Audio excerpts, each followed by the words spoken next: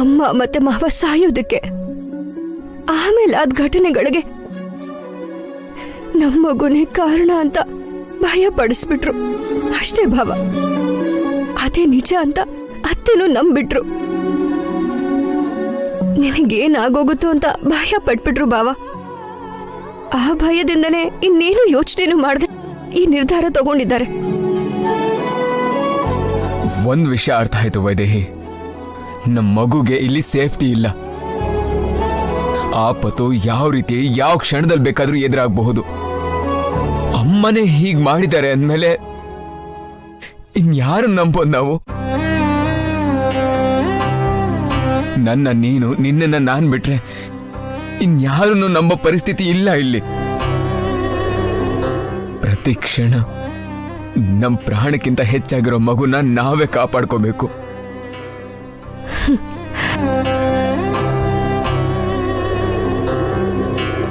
ನನಗೇನ್ ಭಯ ಇಲ್ಲ ಭಾವ. ಯಾಕಂದ್ರೆ ನನಗ್ ಮೊದಲೇ ಹೇಳಿದ್ದೀನಿ ಅಲ್ವಾ ಭಾವ, ನಮ್ಮ ಮಗು ಅದನ್ನ ತಾನೇ ರಕ್ಷಿಸ್ಕೊಳ್ಳುತ್ತೆ, ನಮ್ಮನ್ನು ಕಾಪಾಡ್ತಿದೆ ಭಾವ.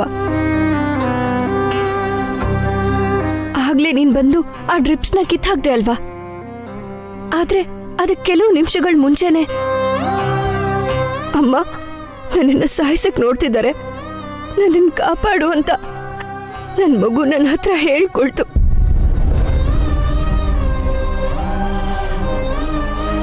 ಆ ದೇವರು ಕೊಟ್ಟಿರೋ ವರನು, ನಮ್ಮ ಅದೃಷ್ಟನು, ಇಲ್ಲಿ ನಡೀತಾ ಇರೋ ಪ್ಲಾನ್ ಎಲ್ಲನೂ ನಮ್ಮ ಮಗುಗೆ ಮುಂಚೆನೆ ಗೊತ್ತಾಗ್ತಿದೆ ಬಾವ. ವೈದೇಹಿ, ಹೌದು ಬಾವ, ನಾನು ಹೇಳ್ತಾ ಇರೋದು ನಿಜ. ಇಲ್ದೆ ಹೋದ್ರೆ ನಡೆಯುವಂತ ಅಪಾಯದ ಬಗ್ಗೆ ನನಗ್ ತಾನೇ ಮೊದ್ಲೇ ಹೇಗ್ ಗೊತ್ತಾಗುತ್ತೆ ನೀನೇ ಹೇಳು. ನನ್ ಗಂಡನ್ನ ನನ್ ಮಗುನ ಕಾಪಾಡ್ಕೋಬೇಕು ಅಂದ್ರೆ ಬಾವ ನೀರಲ್ಲಿ ಇಳಿಬಾರ್ದು, ಇಳಿಬಾರ್ದು. ಬಾವ ಬಾವ, ನಮ್ಮ ಮಗುಗೇನೋ ಅಪಾಯ ಇದೆಯಂತೆ ಬಾವ, ಸಾಯಿಸಕ್ಕೆ ಅಂತ ನೋಡ್ತಿದ್ದಾರೆ ಬಾವ. ನಮ್ಮ ಮಗು ಮುಂದೆ ಅವ್ರ ಆಟ ಏನು ನಡೆಯಲ್ಲ ಬಾವ, ಅವ್ರ ಪ್ಲಾನ್ ಏನು ವರ್ಕ್ ಆಗಲ್ಲ. ನನಗ ನಂಬಿಕೆ ಇದೆ ಬಾವ.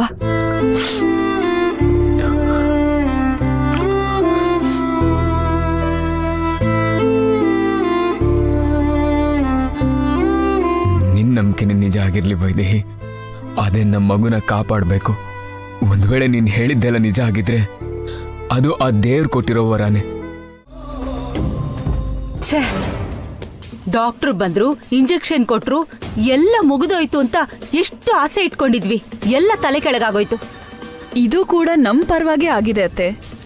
ಈ ಮನೇಲಾಗ್ತಿರೋ ಸಾವಿಗೆಲ್ಲ ಕಾರಣ ಆ ಮಗುನೇ ಅಂತ ಅತ್ತೆ ನಂಬಿದ್ದಾರೆ. ಅಷ್ಟು ಸಾಕು. ಮನೆಗೆ ದೊಡ್ಡ ಸೊಸೆ ಆಗಿರೋರೆ ನಮ್ ಪರವಾಗಿದ್ರೆ ಇನ್ನು ನಮಗ್ ಯಾವ ತೊಂದರೆ ಬರುತ್ತೆ? ಎಲ್ರ ಕಣ್ಮುಂದೆ ಆ ಮಗುನ ಸಾಯಿಸಿದ್ರು ಕೂಡ ಯಾರು ತಡೆಯೋದಿಲ್ಲ ನಮ್ಮನ್ನ. ಇಷ್ಟಾದ್ರೂ ನಿಮ್ಗೆ ಬುದ್ಧಿ ಬಂದಿಲ್ವಾ? ದೇವ್ರು ನನ್ನ ಮೊಮ್ಮಗು ಪರವಾಗೇ ಇದ್ದಾನೆ ಅಂತ ನಿಮ್ಗೆ ಅರ್ಥ ಆಗ್ಲಿಲ್ವಾ? ನೀವೇನು ಮಾಡಕ್ಕಾಗಲ್ಲ, ಮಾಡಕ್ಕೂ ಬಿಡಲ್ಲ. ಬಂದ್ಯಾ? ಸಿಕ್ತಾ? ಹಾ, ನೀನ್ ಹೇಳಿದ ಸಾಂಬ್ರಾಣಿ ತಂದಿದ್ದೀನಮ್ಮ, ತಗೋ.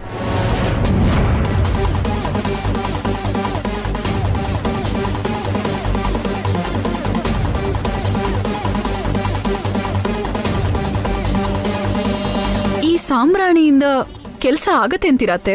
ಖಂಡಿತ ಆಗತ್ತೆ. ದೇವಾಂಶೀಗ ಯಾರನ್ನು ನಂಬಲ್ಲ. ವೈದೇಹಿ ತಲೆ ಸ್ನಾನ ಮಾಡಿದ್ಮೇಲೆ ವೈದೇಹಿ ತಲೆಗೆ ದೇವಾಂಶೆ ಸಾಂಬ್ರಾಣಿ ಹಾಕ್ತಾನೆ. ಇದು ಹೆಸರಿಗೆ ಸಾಂಬ್ರಾಣಿ. ಇದ್ರ ಹೊಗೆನ ಜೋರಾಗಿ ತಗೊಂಡು ಇದ್ರ ಪ್ರಭಾವ ಇರೋವರೆಗೂ ಆ ಮನುಷ್ಯ ಮನುಷ್ಯನಾಗೇ ಇರಲ್ಲ. ಇದು ಮನುಷ್ಯನ ಹುಚ್ಚಿಡ್ದಿರೋ ಕೋತಿ ತರ ಮಾಡತ್ತೆ. ಮಾಮೂಲಿ ಕೋತಿನೇ ಹಿಡಿಯಕ್ಕಾಗಲ್ಲ, ಇನ್ನು ಹುಚ್ಚಿಡ್ದಿರೋ ಕೋತಿ ಅಂದ್ರೆ ಹೇಗಿರುತ್ತೆ ನೀನೇ ಊಹೆ ಮಾಡು. ಇನ್ ಹೇಗಿರುತ್ತೆ? ಏನು ಇಲ್ದೇನೆ ಎಗರಾಡ್ತಿರ್ತಾಳೆ. ಅವಳಿಗೆ ಸಾಂಬ್ರಾಣಿ ಯಾಕೆ ಅನ್ಭವಿಸ್ಬೇಕಾ? ನಾವು ಸಿಕ್ಕಾಕೊಳ್ಳಲ್ಲ. ತನ್ನ ಜುಟ್ಟು ತಾನೇ ಕಿತ್ಕೊಂಡು ತನಗ್ ತಾನೇ ಹೊಡ್ಕೊಂಡು ತನ್ನ ಹೊಟ್ಟೆಲಿರೋ ಮಗುನ ತಾನೇ ಸಾಯಿಸ್ಬಿಡ್ತಾಳೆ.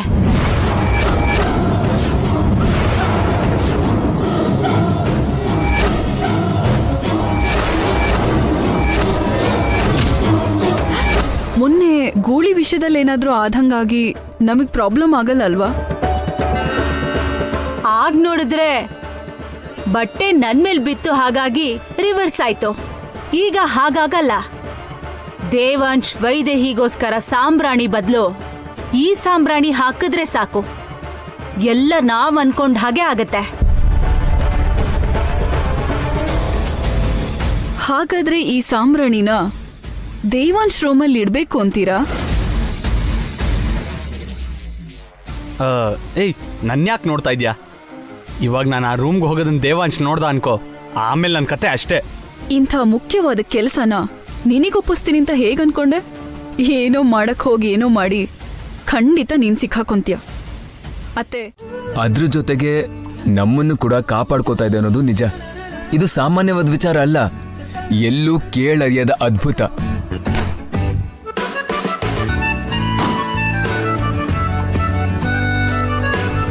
ತಂದೆ ತಾಯಿ ಮಕ್ಕಳನ್ನ ಜಾಗ್ರತೆಯಿಂದ ನೋಡ್ಕೋತಾರೆ, ಆದ್ರೆ ನಮ್ಮ ಮಗು ನಮ್ಮನ್ನ ಜಾಗ್ರತೆಯಿಂದ ನೋಡ್ಕೋತಾ ಇದೆ ಅಂದ್ರೆ ಇದು ಆ ಮಹಾದೇವನ ವರನೇ ವೈದೇಹಿ. ಇಲ್ಲ ಅಂದ್ರೆ ಹೊಟ್ಟೆಲಿರೋ ಮಗುಗೆ ಮಾತಾಡೋಂಥ ಶಕ್ತಿ ಎಲ್ಲಿಂದ ಬರುತ್ತೆ ಹೇಳು? ಅಪ್ಪನ ನಂಬಿಕೆ ನಿಜ ಆಗೋಯ್ತು. ನಮ್ಮ ವಂಶನ ಉದ್ಧಾರ ಮಾಡೋಕೆ ಯಾವುದು ದೇವತೆನೇ ನಮ್ಮ ಹೊಟ್ಟೆಲ್ ಹುಟ್ಟುತ್ತಾ ಇದೆ.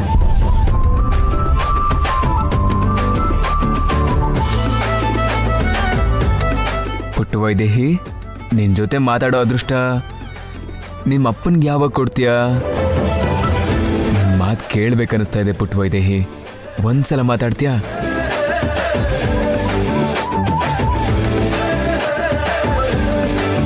ಮಾತಾಡತ್ತೆ ಬಾವ, ನಿನಗ್ ನಂಬಿಕೆ ಬಂದಿದೆ ಅಲ್ವಾ? ಖಂಡಿತವಾಗ್ಲೂ ಮಾತಾಡತ್ತೆ. ಆದ್ರೆ ಇವಾಗ ನಿನಗೆ ಹೇಗ್ ನಂಬಿಕೆ ಬಂತು? ಮಗು ಮಾತಾಡೋದನ್ನ ನೀನ್ ಯಾವತ್ತೂ ಕೇಳಿಲ್ವಲ್ಲ?